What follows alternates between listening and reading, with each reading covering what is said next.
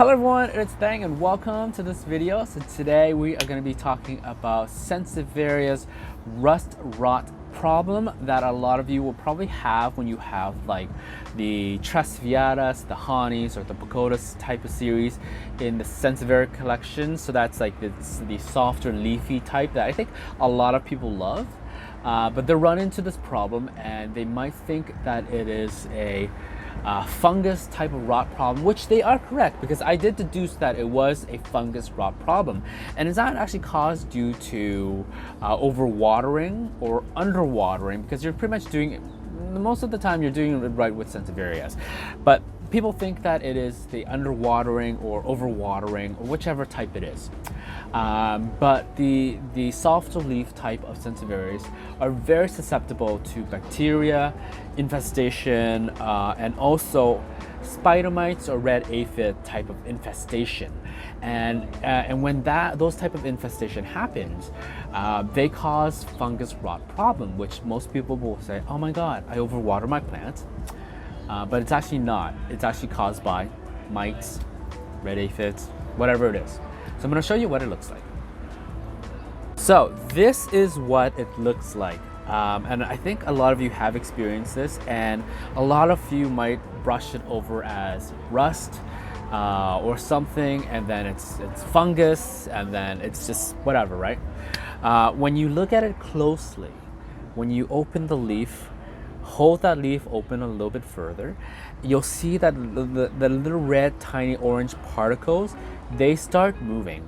Once they start moving, it's not really fungus, it's mites or red aphids or whatever they are. It's a pest infestation that you need to take care of it right away.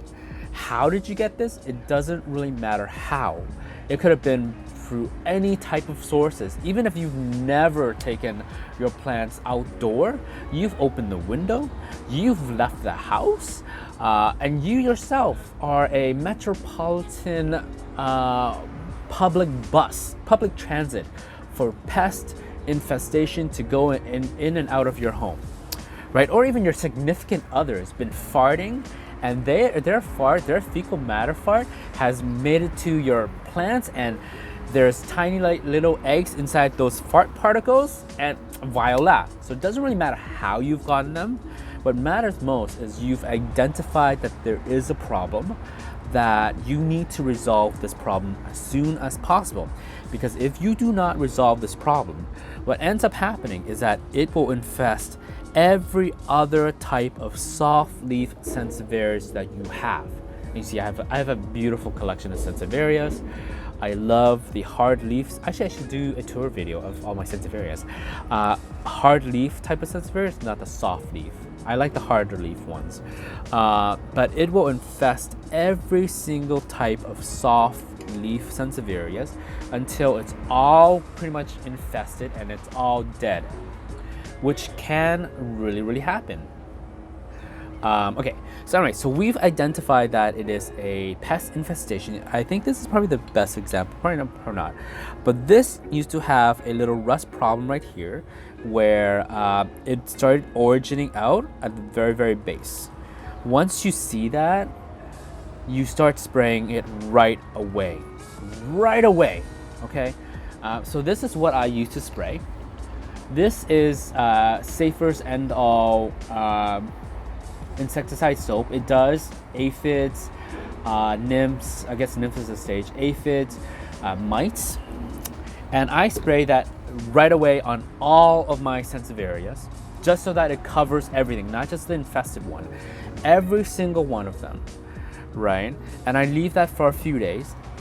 Once it is dry, I go in and spray it with fungicide. It doesn't matter what fungicide, because these infestation causes fungal infection, and that is what destroys your plant. That is what really destroys your plant. So I go in with that, and then afterwards, a few days later, I continue with, again, the insecticide soap to continue destroying any of the infestation that's left over. And I repeat that process for about 2 weeks.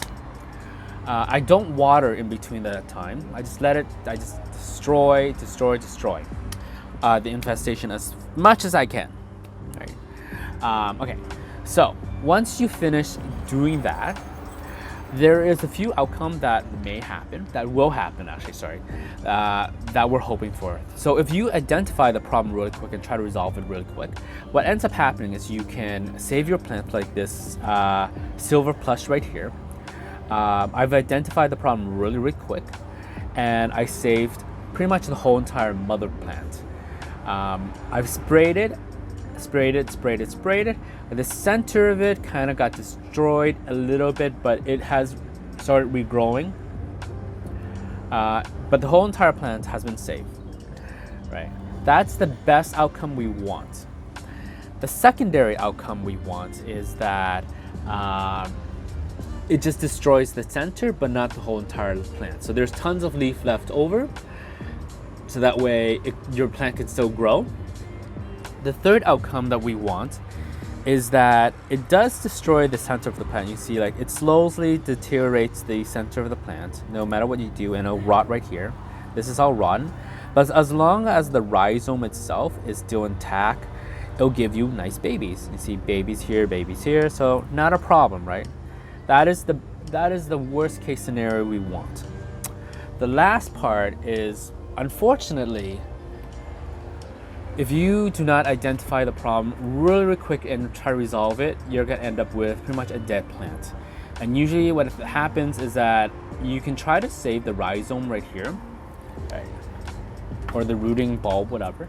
As long as this is, hold on, it doesn't smell rotting. As long as this is still hard, like a nice juicy lollipop, cucumber, yeah. Anyways, as long as this is still hard, it doesn't smell like it's fermented or rotting, you can plant this into the soil and it'll slowly give you a plant, hopefully. I know it works because I did do that with a tsunami, but it's gonna take a very long time. And the worst case scenario is that if you don't identify the problem really quick, unfortunately, you're also going to lose the rhizome. Once you lose the rhizome, this whole entire thing is fermented, it's mushy. You just have to buy a brand new plant. There's no cry over it. It's just that's it. You're going to have to buy a brand new plant, and that is it. And this is pretty much all a learning experience. Instead of like, don't bother going on the internet and be like, oh my god, what is this rot problem? What is this problem? Just start spraying. Spray and learn from your own experience, and hopefully that you can deal with it in the future if it ever happens again. Because I know there's a lot of people who goes online and just waste a lot of their time trying to solve a problem that they could easily solve by just spraying it down. That's pretty much it. Okay, so anyways, I do have a little tiny story about bug infestation, about this girl that I was trying to help on Facebook, right? She's like, oh my god, my coworker like bought this plant, it's infested with like bugs, whatever, you can see.